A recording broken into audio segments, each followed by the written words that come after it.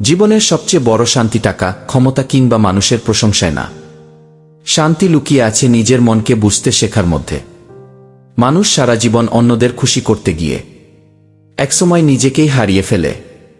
অথচ সত্যিকারের আধ্যাত্মিকতা হল নিজের ভেতরের ক্লান্ত মানুষটার পাশে দাঁড়ানো।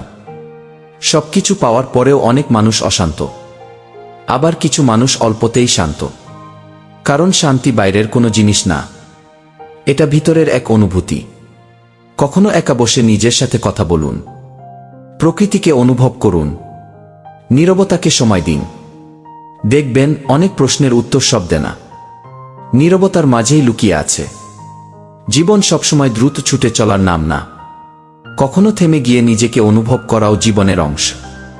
মনে রাখবেন, যে মানুষ নিজের আত্মাকে শান্ত রাখতে পারে সে হাজার ঝড়ের মাঝেও ভেঙে পড়ে না।